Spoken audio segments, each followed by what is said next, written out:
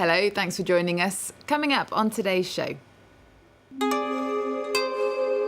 6 years later, we look at how artists have reacted to the Fukushima disaster.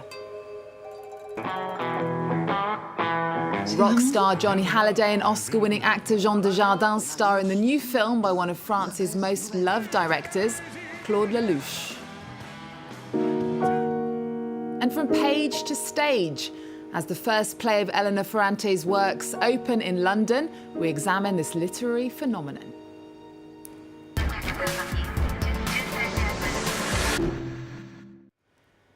It was Japan's worst ever nuclear disaster. 6 years ago this month, the devastating earthquake and tsunami struck the island, causing a meltdown at the Fukushima nuclear power plant. The impact was immeasurable. In today's special report, we look at how artists, photographers and filmmakers have interpreted the events and made them into art. This is from Renaud Lefort and Catherine Viette. Friday, March 11, 2011, a deadly earthquake in northeastern Japan triggers a massive tsunami, its tidal waves engulfing the Fukushima nuclear power plant.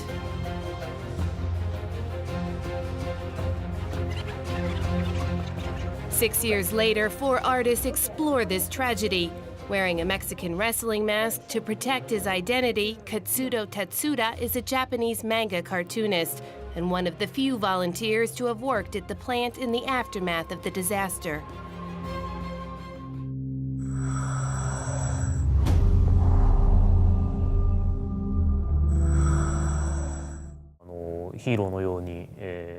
Just after the nuclear accident, there were people who rushed to work at the power station, and in doing so, they were regarded as heroes. But today, the people who work there are employees just like any other.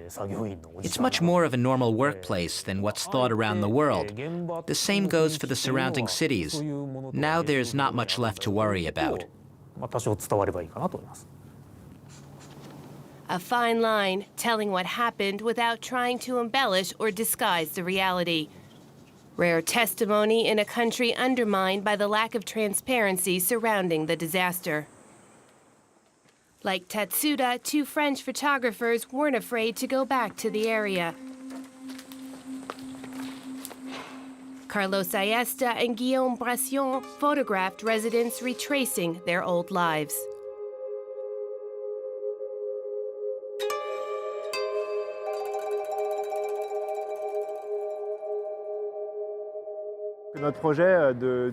From the beginning, our project has been a cross between a stage setting and a documentary. It is a documentary series. It has an element of truth. But at the same time, we've used artificial lighting and some staging. So it is on the edge of these 2 worlds.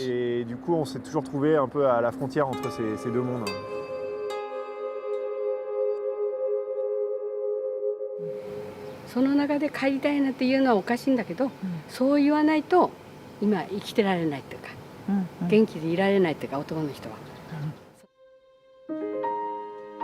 In the photographer's series Bad Dreams, plastic wrap is used to show the intangible border between what is contaminated and what is not. Fiction also reveals reality in German director Doris Dory's work, Fukushima Mon Amour. A young German volunteer connects with an elderly Fukushima resident. They move back into the woman's ruined house in the radiation zone. You were a geisha? I am a geisha, the last one here.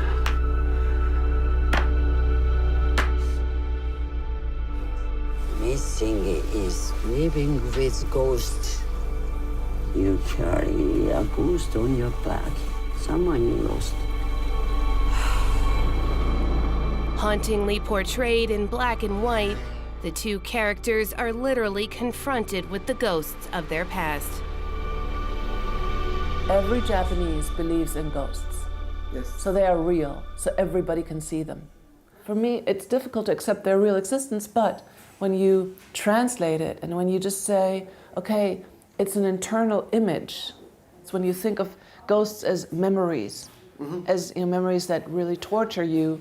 They're real, those memories. So it's just a matter of language, I think. Directors, photographers, graphic artists, they've all turned their creative eye to telling Fukushima's tragic story.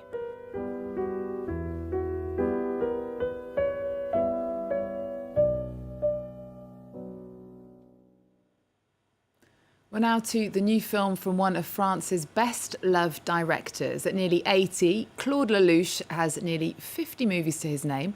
The best known internationally is probably A Man and a Woman, the love story that won 2 Oscars and the top prize at the Cannes Film Festival. His latest offering stars Oscar-winning Jean Dujardin and rock star Johnny Hallyday. The title in French is Chacun sa vie, which translated means each to their own. Julia Seeger has more. Nous allons essayer, mesdames et messieurs, de le juger le moins mal possible. The plot, jury members brought together by a trial whose lives viewers will discover over the time of a jazz festival. 13 characters, 13 star-crossed destinies. Complicated, isn't it? Mon intime conviction, c'est qu'il est coupable. I wanted to film chaos, the heart of France in a provincial city. I love the French because they all want control, but no one wants to obey. So it's in line with my own ethos. In front of this director's lens, couples tear each other apart. Non, on va commencer avec un divorce par consentement mutuel. A doctor high on happiness. An unusual meeting between a rock singer and royalty. Yes, I French kissed Johnny Hallyday. In the movie, real-life French rock star Johnny Hallyday laughs at himself. Il y a actuellement un sosie qui me fait beaucoup de tort. Je peux avoir vos papiers d'identité? Paying tribute to his classic anthem. Allumez le feu! Allumez le feu! Ok, c'est bon. No matter what, when you look at Johnny, you feel like you're 12 again. You owe him respect. Il force le respect. Newcomer to Lelouch's team is real-life lawyer Dupont-Moretti, who in the movie wants to marry a prostitute. Je veux laver mon linge, mais je veux pas laver tes slips. Je veux m'allonger sans qu'on touche mes seins. Tenderness, passion, and comedy, that's Claude Lelouch's style, and all the actors that have worked with him agree. He's so enthusiastic, a slap in the face of all the new young directors that aren't nearly as enthusiastic as he is. It always feels fresh, like it's his first movie. That's probably Claude Lelouch's secret, unbridled love for life and cinema. The legacy has been going on for more than 50 years and has drawn in more than 140 million viewers. And that film is out in French cinemas now. Just months after a New York Review of Books article about the possible real identity of the best-selling author Elena Ferrante, the first stage adaptation of her work has opened in London. The 2-part play, showing at the Rose Theatre, is called My Brilliant Friend. It traces the lives of 2 Neapolitan women from childhood in the 1950s. The author's identity, kept secret by her publishers, has been the subject of intense curiosity since her books became an international sensation after My Brilliant Friend was published in English in 2012. Shirley Sitbon reports now. They're 2 of the world's best-known Italians, and they're pure fiction. Created 5 years ago, Lenu and Lila are 2 girls from Naples, living in the city after the war. Through their friendship and lifelong stories, Elena Ferrante describes decades of history in 4 novels. Bestsellers, the books were translated into 40 languages. 2.5 million copies have so far been sold. Described by many readers as feminist novels, it's the women's characters that have made the story so popular. I remember they had very strong personalities. I like that. They're free and very modern. I feel no nostalgia for our childhood. It was full of violence. Every sort of thing happened at home and outside every day. But I don't recall having ever thought that the life we had there was particularly bad. Life was like that. That's all we grew up with. The duty to make it difficult for others before they made it difficult for us. Post-war Naples is another character in the story. What I liked is the description of Italy. Its unique atmosphere, its poor neighborhoods. This morning, Reno telephoned. I thought he wanted money again, and I was ready to say no. But that was not the reason for the phone call. His mother was gone. The style is unpretentious and fluid, but critics seem more interested in another aspect. Who came up with the story? The author uses the name Elena Ferrante as an alias to remain anonymous, but her attempts to stay out of the limelight may have failed. A journalist has inspected the payments made by the editor, concluding Italian translator Anita Raya is behind the Neapolitan novels. The money. When you are a successful author, you get paid a significant amount of money. I found the money, and therefore the money led to Anita Raya. Many of the fans are furious. They say it's inconsiderate to try and reveal the author's name. It's even sexist. The translator has denied being the successful writer. And her novels are also being made into a TV series by the Italian production company Wildside, the team behind Gomorrah. Now, just before we go, it's 100 years since the death of the world's most famous sculptor, Auguste Rodin.